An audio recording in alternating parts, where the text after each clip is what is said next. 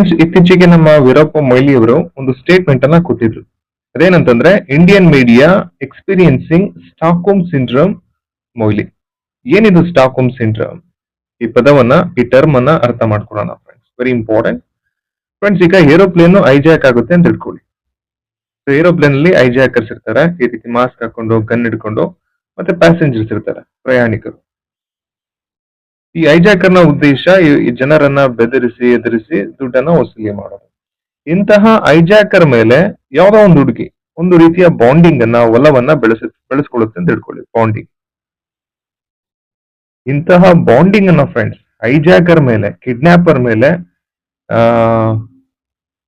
ಪ್ರಯಾಣಿಕರು ಬೆಳೆಸ್ಕೊಳ್ತಕ್ಕಂತಹ ಆ ಬಾಂಡಿಂಗ್ ಏನಿದೆ, ಅದಕ್ಕೆ ಫ್ರೆಂಡ್ಸ್ ಇಂಗ್ಲಿಷ್ ಅಲ್ಲಿ ಸ್ಟಾಕ್ಹೋಮ್ ಸಿಂಡ್ರೋಮ್ ಅಂತ ಕರೀತೀವಿ.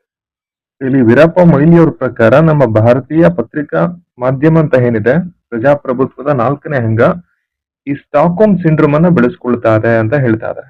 ಅಂದ್ರೆ ಅವರ ಪತ್ರಿಕಾ ಸ್ವಾತಂತ್ರ್ಯವನ್ನ ಯಾರ್ಯಾರು ಕಿತ್ಕೊಳ್ತಾ ಇದಾರೋ, ಅವರ ಧ್ವನಿಯನ್ನ ಯಾರ್ಯಾರು ಸೈಲೆಂಟ್ ಮಾಡ್ತಾ ಇದಾರೋ, ಹತ್ತಿಕ್ತಾ ಇದಾರೋ, ಅವ್ರ ಮೇಲೆ ಏನೋ ಮಾತಾಡದೆ ಪತ್ರಿಕಾ ಮಾಧ್ಯಮ ಸೈಲೆಂಟ್ ಆಗಿದೆ ಅಂತಂದ್ರೆ ಅವರು ಸ್ಟಾಕ್ಹೋಮ್ ಸಿಂಡ್ರೋಮ್ ಇಂದ ಬಳಲ್ತಾ ಇದ್ದಾರೆ.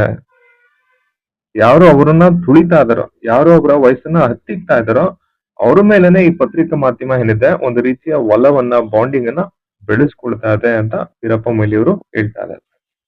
ಸ್ಟಾಕ್ಹೋಮ್ ಸಿಂಡ್ರೋಮ್ ಅಂತಂದ್ರೆ ಯಾರು ನಿಮ್ಮನ್ನ ಕಿಡ್ನಾಪ್ ಮಾಡ್ತಾರೋ, ಐಜಾಕ್ ಮಾಡ್ತಾರೋ, ಅವ್ರ ಮೇಲೆನೆ ಒಂದು ರೀತಿಯ ಒಲವು, ಬಾಂಡಿಂಗ್, ಪ್ರೀತಿಯನ್ನ ಬೆಳೆಸ್ಕೊಳ್ಳೋದು. Thank you friends.